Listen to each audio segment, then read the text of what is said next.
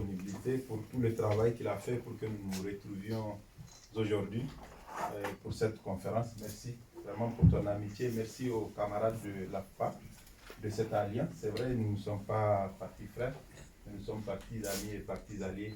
Donc nous sommes engagés sur les mêmes thématiques en Afrique et pour l'Afrique. Je voudrais donc remercier les compatriotes qui sont venus en nombre. Merci beaucoup. J'ai vu des camarades du parti, de l'opposition, des camarades du parti au pouvoir. C'est un plaisir de les retrouver ensemble pour que nous parlions de notre pays. Je voudrais d'abord m'excuser pour le retard, car on nous a dit d'attendre de parler de la situation démocratique de notre pays.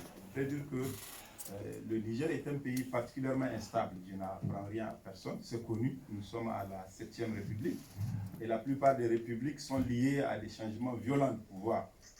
Quand on fait exception de la deuxième République qui est née après la mort du président Koutié, puis la troisième République qui est née à partir de la conférence nationale, la plupart des changements de république sur les 60 années sont des changements liés à des coups d'État. Donc c'est un pays particulièrement instable, c'est un pays qui a cette particularité-là d'avoir des institutions faibles. Et le projet, c'est de croire que la démocratie peut nous permettre de mettre en place un système fort qui va réaliser la promesse de la liberté et du pain, comme on dit au Niger. Vous avez évoqué tout à l'heure que le président de la République a annoncé qu'il ne se présenterait pas. Et comme nous l'avons dit, dont acte. De toute façon, c'est la constitution de notre pays qui le dit. La constitution du Niger ne permet pas à ce qu'on puisse prétendre au-delà du deuxième mandat. Il a donc réaffirmé son attachement à ces principes. L'enjeu, c'est comment on constitue comment on consolide la démocratie dans ce contexte-là, où nous avons déjà un président qui n'est pas tenté par le troisième mandat. De toute façon, comme je dis, la constitution du Niger l'interdit, et puis l'histoire politique du Niger aussi l'interdit. Les hommes sont des gens lucides qui tirent les leçons de ce qui s'est passé au Niger, et il est admis dans la tête de l'esprit des Nigériens. Personne ne peut s'aventurer à envisager de se présenter pour un troisième mandat. En tout cas, l'histoire nous le conseille. Ce que nous sommes en train de construire au Niger, c'est comment, à partir de ce tournant-là, à partir de la réalisation possible de la première alternance démocratique, et réaliser un processus électoral vertueux. Au Niger, nous avons une tradition, c'est la tradition du consensus électoral. Depuis la conférence nationale, l'ensemble des lois électorales ont été faites par le consensus. Jamais, sous aucun régime, un pays ou un parti au pouvoir, ou un groupe de partis, n'a eu la possibilité tout seul de confectionner les lois et de faire le code électoral qui est mis en place au Niger. Non. Au Niger, nous avons produit toujours le consensus. Et le consensus, il ne s'est pas fait au niveau de l'Assemblée. Il s'est toujours fait en dehors de l'Assemblée. À un moment, c'est au niveau du Conseil national des dialogues politiques qui réunit l'ensemble des partis politiques. Et c'est dans ce cadre-là que les partis s'entendent pour élaborer les lois qui permettent d'avoir le consensus pour aller aux élections. Le premier défi, ou la première faiblesse des démocraties africaines, c'est le manque de confiance aux gouvernements qui sont en place dans leur capacité à organiser des élections. D'ailleurs, la plupart des gouvernements le disent, on n'organise pas des élections pour les faire. Donc ici, le concept, c'est de dire que les élections ne sont pas un exercice souverain du peuple pour changer ceux qui les dirigent ou pour les reconduire, mais c'est uniquement envisagé comme un élément de survie et de conservation du pouvoir. Et au Niger, nous sommes là. Nous sommes aujourd'hui dans cette phase où le régime en place est dans une logique de conservation du pouvoir. On n'envisage pas les élections pour que ça soit l'expression libre des opinions ou des votes, mais plutôt il est envisagé parce que le président ne se présentant pas, l'envie de garder le pouvoir, de le maintenir par un autre qui sera issu de même rang étant forte, naturellement chez tous les hommes. Donc on a mis en œuvre un certain nombre de comportements qui sont nouveaux au Niger. Le comportement qui est nouveau au Niger, c'est le manque de discussion, c'est le manque de dialogue. Je l'ai dit, sur toutes les 30 dernières années, toutes les lois électorales, sans exception, même sous les régimes militaires, ont été élaborées par l'ensemble de la classe politique, et notamment par les partis qui étaient à l'opposition, parce qu'ils n'ont pas de capacité à l'Assemblée, ils n'ont pas de représentation suffisante à l'Assemblée. C'est donc à l'extérieur que le consensus s'est fait. Même sous le régime Barré, c'est l'entremise d'un médiateur du Parti socialiste, là, simplement un médiateur du Parti socialiste, qu'un accord important a été fait sur des points précis. Donc cette tradition-là au Niger, elle a disparu. Nous sommes à l'opposition depuis 2 ans et nous avons participé à un seul CNDP. Dans l'esprit du régime en place, c'est de faire en sorte que le CNDP, ou qu'il ne se tienne pas, ou qu'il n'ait pas un contenu véritable, parce que l'idée c'est de dire que le rapport de force se construit essentiellement et uniquement à l'Assemblée nationale et que cela est suffisant. C'est vrai, dans la gestion du pouvoir, on peut l'envisager. En tout cas, dans la tradition politique du Niger, lorsque vous voulez mettre en place une loi, vous pouvez utiliser vos députés et puis faire ce que vous voulez dans le contenu de cette loi, quitte à ceux qui ne sont pas contents de se mobiliser pour la contrecarrer. Mais en matière politique, jamais, aucun régime n'a produit une loi électorale tout seul dans l'Assemblée. C'est toujours à l'extérieur que c'est conçu, formé, et c'est à partir de l'Assemblée que c'est adopté. Donc nous n'avons pas cela. Au Niger, nous n'avons pas de discussion sur le code électoral, c'est la loi électorale. Et cette électorale, nous étions au pouvoir avec le gouvernement en place jusqu'en avril 2018. Mais lorsqu'elle était déjà avant-projet, avant donc qu'elle soit même un projet, nous étions les premiers à nous y opposer. Nous avons écrit au Premier ministre dans sa fonction de président du CNDP pour dire que nous attirons son attention sur le risque qui va se passer en avril 2017. Pour dire la loi électorale telle qu'elle est proposée maintenant, elle inclut, elle comporte des nouvelles dispositions qui sont dangereuses pour notre démocratie. J'ai dit que le premier élément fondamental dans les élections africaines pour que les citoyens se retrouvent en Europe, vous n'avez pas ce problème-là parce que c'est même les ministères de l'administration qui organisent les élections. En Afrique, nous n'avons pas confiance à un gouvernement sur sa partialité, sa neutralité pour être capable d'organiser les élections. Donc partout en Afrique, en tout cas francophone, il est imaginé des commissions qui sont mises en place dans lesquelles l'ensemble des partis sont incluses.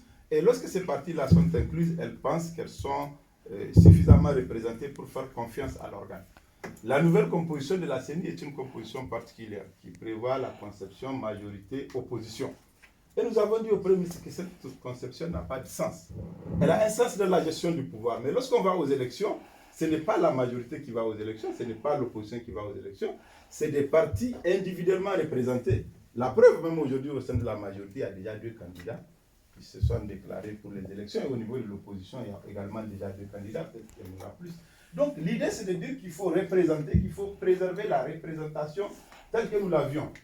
Depuis 1993, toutefois qu'un parti est créé, il devenait automatiquement membre de la CENI. Nous avons dit que si cela pose problème, on définira d'autres critères, mais pas des critères de ce type-là qui permettent de bien contrôler la CENI. Maintenant, l'autre deuxième aspect, et que tous les journaux ont repris, c'est qu'on estime sur la composition des 10 membres qui sont aujourd'hui présents. Au moins 8 sont considérés appartenant au parti au pouvoir ou être sympathisants du parti au pouvoir.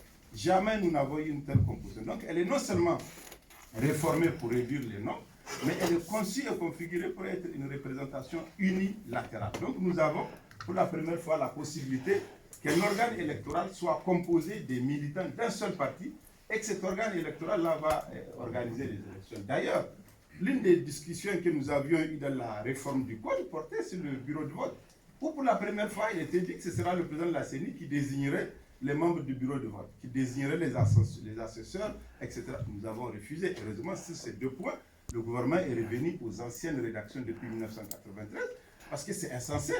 On ne peut pas non simplement chercher la confiance. Nous ne faisons pas la confiance à la CENI elle-même, mais elle pousse même l'audace de dire que non seulement vous ne voulez pas de nous, mais nous vous imposerons ceux qui composeront les bureaux de vote. Nous avons refusé, nous avons résisté, et devant l'évidence que c'est une disposition inacceptable, le gouvernement est revenu sur ces 2 articles-là aujourd'hui pour dire que nous revenons sur l'ancienne rédaction qui, elle, permet d'avancer. Sur la composition de la CENI, je viens d'indiquer les difficultés que nous avons.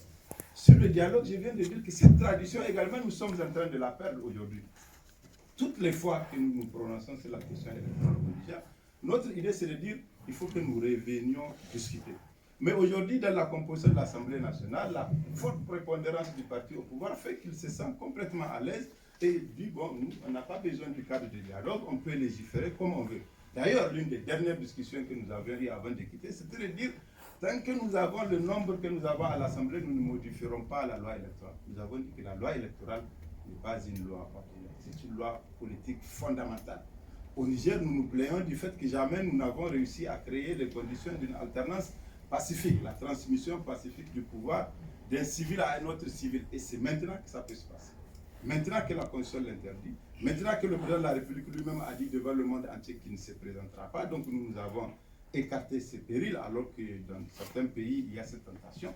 Et maintenant que nous devons le faire, nous devons avoir un processus honnête et vertueux. Jamais nous n'avons eu un processus aussi compliqué. C'est la question de la CENI, j'ai évoqué. C'est la question de la loi électorale. C'est la question des médias d'État. Les médias d'État font partie de l'accord depuis 1998 qui fait qu'à l'époque, l'opposition s'était plainte en disant que nous ne pouvons pas accepter que les médias soient confisqués. Cette question est une question fondamentale en démocratie parce qu'elle permet aux citoyens, aux organisations, aux partis politiques d'avoir accès aux médias et de dire leur point de vue. Et c'est pour cela que dans la Constitution de 2010, on a fait des médias publics au service de la communauté, donc qui permettent l'équité dans l'accès à ces médias. C'est la première fois en 2010, en tenant compte de notre histoire et en considérant que tous les gouvernements qui se sont succédés au Niger ont fait un usage patrimonial des médias publics. Nous avons mis cette disposition dans la Constitution. Malheureusement, ça n'a servi à grand chose. Je pense que nous sommes à un niveau de confiscation des médias publics, un niveau très élevé, vraiment très élevé. Toutes les fois que les partis politiques de l'opposition, les organisations de la société civile ou les citoyens qui ont des opinions contraires veulent se parler et parler librement, ils se déportent sur les médias privés. Or, nous avions pensé en 2010 que nous avions introduit une disposition importante donc dans la Constitution qui permettait d'avoir cet accès-là aux médias publics. Et l'un des indicateurs de la démocratie, de mon point de vue, du contenu de la démocratie, c'est l'accès aux médias d'État, l'accès libre aux médias d'État. Et au Niger, c'est tellement important que c'est dans la Constitution. Mais dans la réalité, là également, nous avons reculé. Je ne connais pas, on fait la politique depuis pas longtemps, mais je ne connais pas des épisodes de confiscation, de domination des médias publics comme celui que nous avons actuellement dans notre pays. Ça, c'est sur la question des médias publics. C'est la question des libertés civiles. Vous savez que le gouvernement avait fait arrêter beaucoup d'acteurs de la société civile dans le cadre des manifestations civiles. Je suis heureux que la justice ait prononcé des non-lieux. Ça veut dire qu'a posteriori, la justice a démenti toutes les prétentions du gouvernement et a délégitimé même l'argument qui était porté à l'époque. Et je sais que le président de la République était arrivé à faire même une catégorisation extraordinaire de la société civile pour dire qu'il considère qu'il y a la société civile démocratique et qu'il y a la société civile putschiste. Donc celle qui participe au putsch, qui appelle au putsch ou qui organise un putsch. C'était sa conception de la société civile. Et c'était cette société civile-là qui avait été réprimée.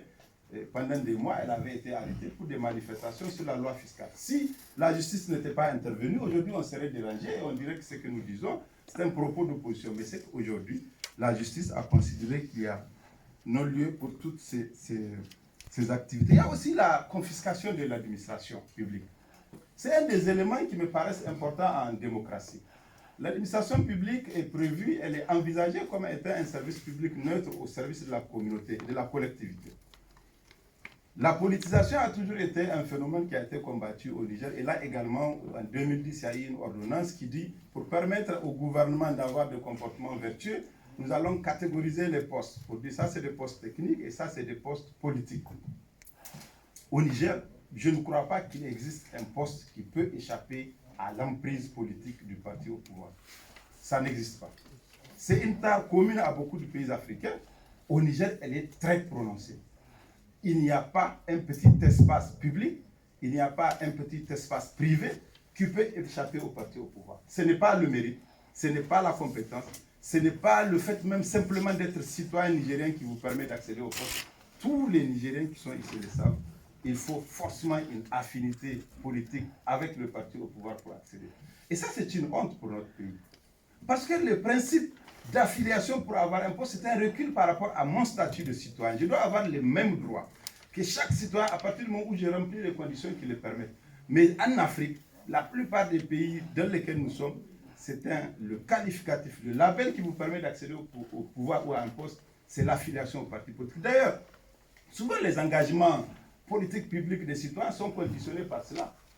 Vous avez parlé des commerçants qui financent les partis, suivant l'étude de la SDER, qui financent puis qui peuvent commander le comportement des partis, mais c'est en espérant une rétribution de leur engagement politique et de leur investissement. Donc aujourd'hui, l'engagement des citoyens aussi, il est fait en espérant une rétribution à partir de l'engagement politique. Et ça, c'est une honte parce que ça remet en cause la citoyenneté de nos frères, nos amis, toutes les fois que quelqu'un est engagé dans un concours public ou dans un projet public, il s'est dit, il faut que j'ai quelqu'un. Il faut que j'ai quelqu'un qui puisse m'aider. Mais dans tout ça, où est la République? Si on ne peut pas créer l'espérance pour que chacun croit qu'à partir de ses capacités et qu'à partir de son statut de citoyen, il a les mêmes droits que les autres, nous sommes en face d'un grand recul de valeur et un grand recul du gouvernement. Il y a le contrôle des collectivités territoriales. La décentralisation est posée comme un principe de gestion de l'État. Les partenaires y tiennent. Le Niger aussi a fait de ça une option depuis plusieurs constitutions. C'est une option fondamentale. Malheureusement, depuis 2011, nous n'avons pas été capables de faire les élections et de renouveler les mandats des conseillers. En même temps, dans la logique des élections à venir, le pouvoir en place, il fait en sorte qu'il récupère toutes les collectivités qui ne lui sont pas favorables ou qui ne sont pas destinées à être au service de ce parti au pouvoir. Donc, il y a aujourd'hui un schéma systématique de confiscation des collectivités. Les maires, dans le cadre de la gestion qui a été faite ou des rapports qui sont faits, que des gens ont vu, il est dit qu'ils font preuve de malgouvernance, qu'ils font preuve de mauvais fonctionnement des collectivités, et quand c'est là, les conseils sont dissous. Sauf que les conseils représentent des sensibilités politiques précises au moment des élections. Mais sans exception, tous les conseils qui sont dissous sont récupérés par le parti au pouvoir. Sans exception. Donc le fait démocratique qui a permis que le conseil soit installé, il est violé. Il est détruit par la volonté du gouvernement. Si les questions se posent, à partir du moment où on considère que c'est des élections de sensibilité politique, nous n'avons pas un maire qui est élu sous la bannière du MPN, on n'existe que depuis 3 ans. Mais tous les autres partis qui ont eu des maires élus, à partir de leur sensibilité, ils les ont perdus au profit et mécaniquement, systématiquement du parti au pouvoir.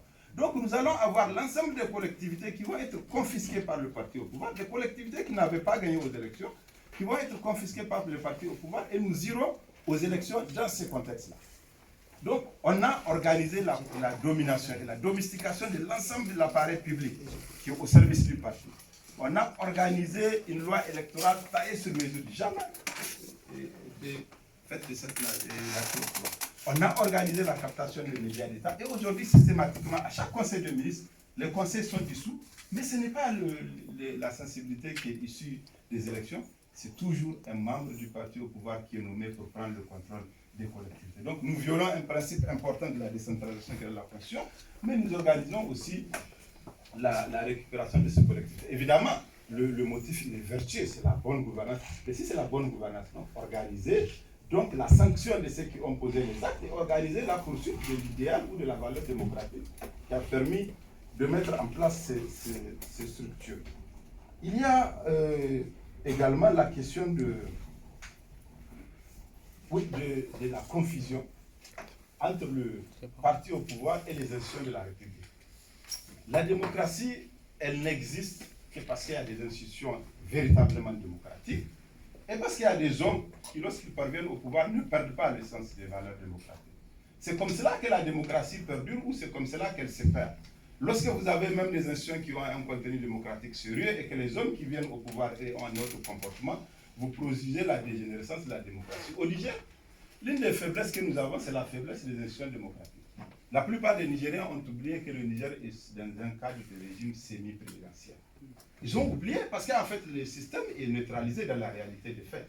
Dans la réalité de l'action politique, le système est neutralisé. Celui qui le porte, c'est le chef du gouvernement, mais le chef du gouvernement n'est pas à la primature. L'essentiel du pouvoir sont exercés aujourd'hui par la présidence de la République. Donc, sans qu'on dise qu'on a changé de régime, mais dans la réalité du fonctionnement aujourd'hui, nous avons basculé et nous avons mis en place un régime présidentiel. Il y a les autres institutions.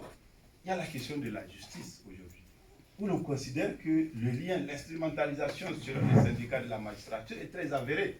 Je ne connais pas le nombre de déclarations des syndicats des magistrats pour se plaindre des soucis et des préoccupations qu'ils ont par rapport à l'intervention du politique dans la justice. Or, c'est considéré comme un pouvoir important dans l'équilibre des pouvoirs dans une démocratie.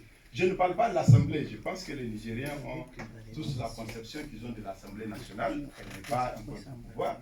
Elle n'en a pas la capacité, elle n'en a pas la volonté et elle n'est pas configurée comme cela. Elle est faite pour qu'elle serve de résonance du parti au pouvoir. C'est légitime que le parti le cherche, certainement que chaque parti rêverait d'avoir une majorité de ce type-là. Mais le problème, c'est qu'il n'y a même pas de débat démocratique pertinent. Ce n'est pas qu'on vous condamnerait si vous soutenez votre parti qui est au pouvoir, c'est normal. Moi, j'attendrai les députés de notre parti qui nous soutiennent. Mais il n'y a même pas de débat, de préoccupations essentielles pour mettre un contenu important dans la démocratie au Niger.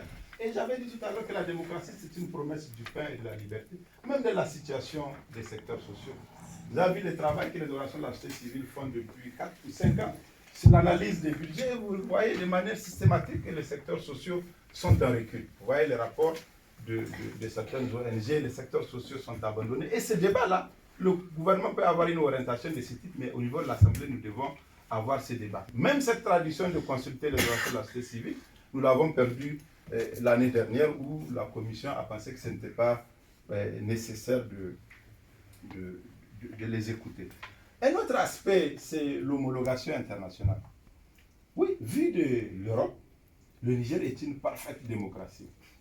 C'est très important de le savoir. Ce qu'on dit ici, moi, c'est des opposants frustrés, qui ne sont pas contents, qui sont aigris. Certainement que s'ils étaient au pouvoir, ils ne diraient rien. De ce point de vue-là, c'est ça qui me paraît être le plus embêtant pour nous.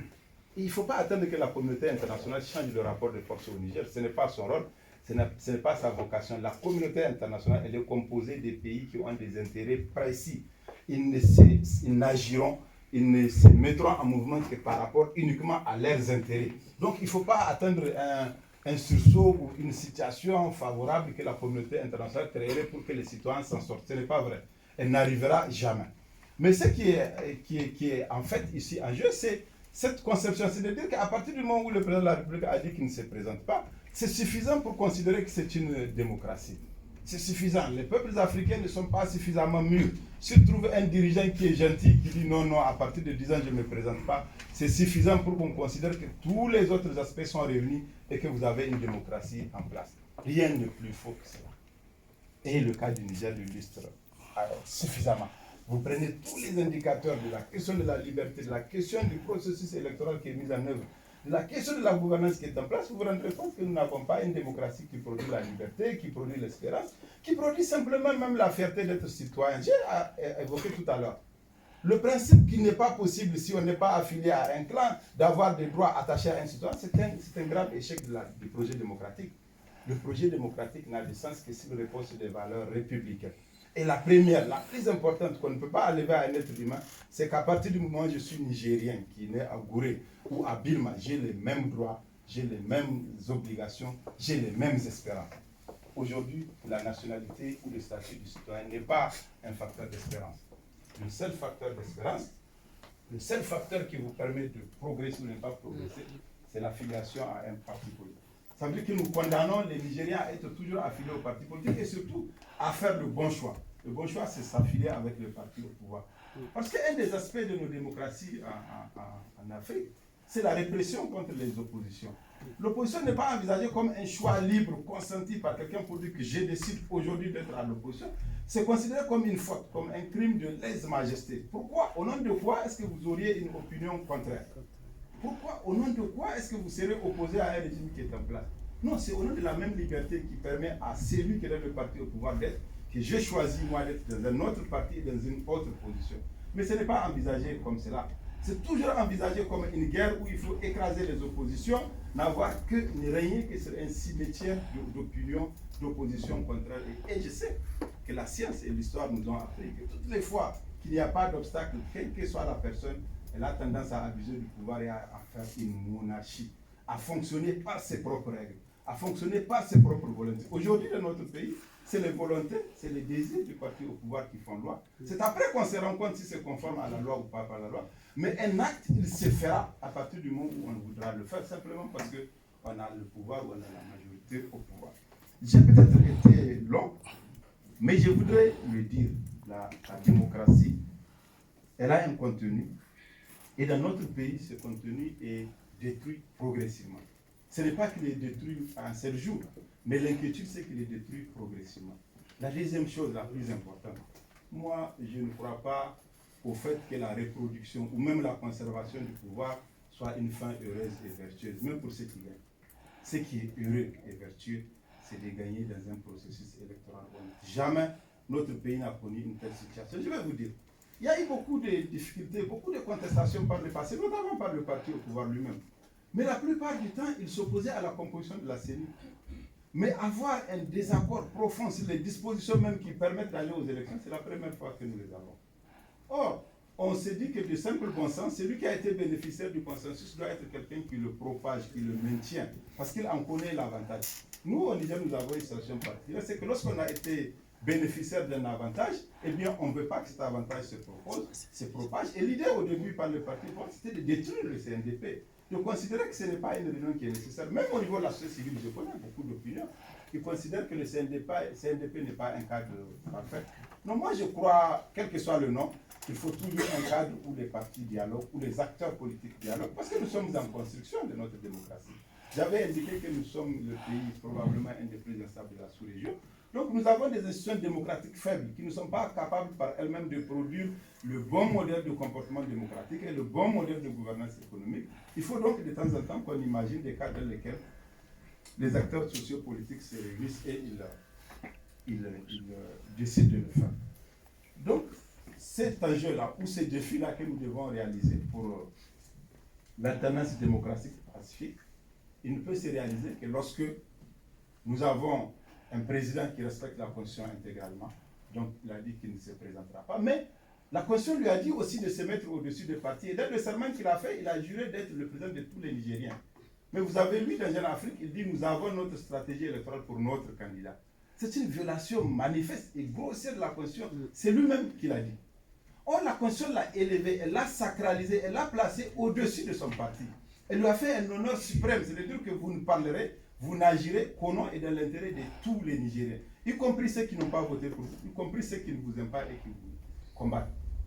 Mais à la limite, si vous ne le faites pas, si dans la réalité même vous agissez uniquement pour votre parti, je trouve qu'on ne peut pas avoir le schéma que nous avons aujourd'hui, où le président de la République en exercice dit que j'ai un candidat et nous avons notre stratégie électorale pour le faire gagner. Je sais qu'il a été présenté partout, alors qu'il est encore président de la République. Donc il y a une situation qui est la situation de la personnalisation de notre système démocratique.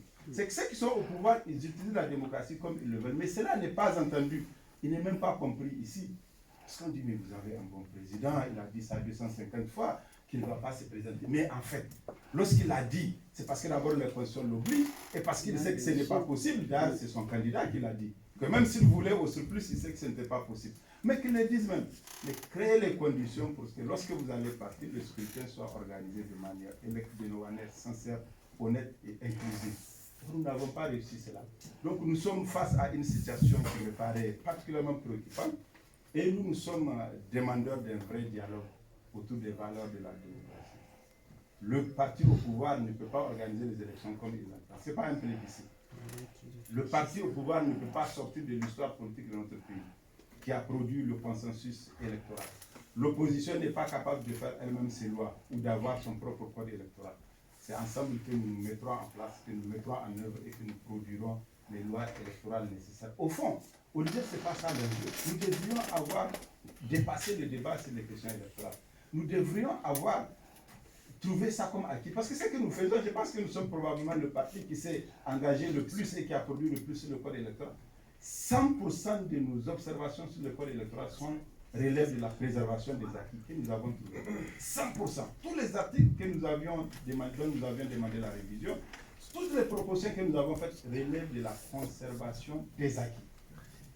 Donc c'est un recul en démocratie. Que notre pays, 60 ans après, nous continuons à parler des questions électorales, alors que les vrais enjeux sont ailleurs. C'est l'approfondissement de la pauvreté, c'est la liquidation des secteurs sociaux, c'est donner un contenu économique à la démocratie. C'est la question de la sécurité de notre pays. Il n'y a aucune partie du pays aujourd'hui qui soit préservée des assauts terroristes. Il n'y en a pas.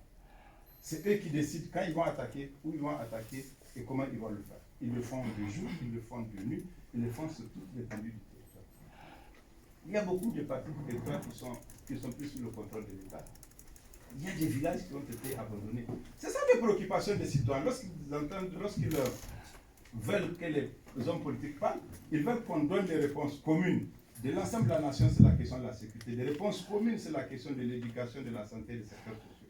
Mais puisque nous avons un pouvoir en place qui veut tout remettre en cause, nous sommes obligés de préserver la démocratie en espérant qu'à partir de la restauration d'un processus honnête démocratique, le gouvernement qui sera issu des élections, parce que c'est le peuple qui décidera de qui sera, ce gouvernement-là s'occupera des questions nationales. Mon vœu, c'est que nous ayons un code de conduite qui ne nous permette pas de revenir en arrière. Les questions électorales sont des questions qui doivent être relevées du bon sens démocratique permanent être constamment en Afrique aux prises avec des régimes qui veulent modifier la constitution, c'est aussi un recul et c'est une très mauvaise image de l'Afrique.